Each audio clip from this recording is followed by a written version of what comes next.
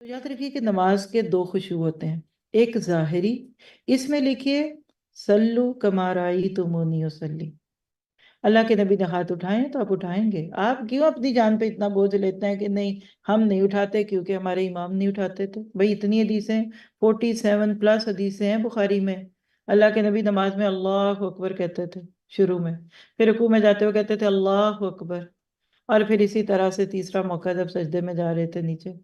کیا بھی ضد کے اس میں آپ کو نہیں پتا تھا تو نہیں پتا تھا، اب حدیثیں آ گئی ہیں سامنے، کھول کے پڑھ لیجئے۔ یہ ظاہری خشوع ہے طریقہ نبوی، نماز نبوی، اور اس پہ الحمدللہ ویب سائٹ پہ پوری بک پڑھی، 2 دفعہ پڑھائی، یہ دونوں ہی مجھے موجود لگتا ہے، یوٹیوب پہ نہیں تو مجھے خود پتا ہے، پرانی کا نہیں پتا، ویب سائٹ پہ دونوں ہیں، جا کے اپنی نمازوں کو اس کو چیک کیجئے۔ اس میں آپ میں اپنی مرضیاں نہیں کر سکتے، 19-20 کا جہاں بھی فرق ہے ٹھیک ہے، آپ ایک مسجد میں جاتے ہیں وہ وتر ایک طرح پڑھا رہے ہیں، کوئی رکوع سے پہلے دعائے قنوت کروا رہا ہے، کوئی بعد میں کر رہا ہے، اٹس اوکے، لیکن اب آپ رکوع چھوڑ ہی دیں، 2 رکوع کر لیں، یا پھر آپ رکوع کے اندر چھوٹی ایسی چیزیں چینج کریں جو کسی نے بھی نہیں کی، تو اس کی اجازت نہیں ہے۔ باطنی خشوع دوسری چیز ہے، یہ ہے مسنگ فیکٹر۔ یوم یقوم الناس لرب العالمین، اگر آپ کی قیام میں یہ کیفیت نہیں ہوتی نا تو آپ کے اندر باطنی خشوع نہیں ہے۔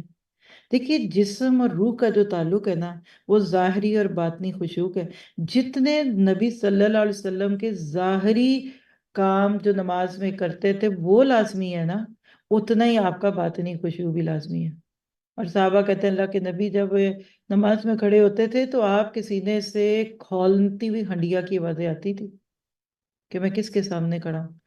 حضرت علی رضی اللہ عنہ کرم اللہ وجہہ، نماز سے پہلے ان کا بھی یہ عمل ہے اور ان کے پوتے کا بھی میں نے پڑھا، رنگ زرد ہونے لگتا تھا۔ کسی نے پوچھا کہ یہ آپ کو کیا ہوتا ہے؟ کہا کہ مجھے احساس ہونے شروع ہوتا ہے کہ میں بہت بڑی ہستی کے سامنے کھڑا ہو رہا ہوں۔ اور یاد رکھیے کہ خشوع کی تیاری نہ کی جائے گی، یہ نماز سے پہلے ہوتی ہے۔ مہمان آ جائے تو پھر بھیجتے ہیں کسی کو جاؤ ٹماٹر بھی لے اور دہی بھی لے اور تھوڑا گوشت بھی لے، پہلے تیاریاں کی ہوتی ہیں۔ نماز سے پہلے وضو، اور وضو سے پہلے لغویات سے اپنے آپ کو دور کرنا، یہ تیاری ہے نماز کی، نماز کے دوران نہیں۔ یہ جو لغویات ہے نا، جب لغویات آتی ہیں نا تو پھر خشوع چلا جاتا ہے۔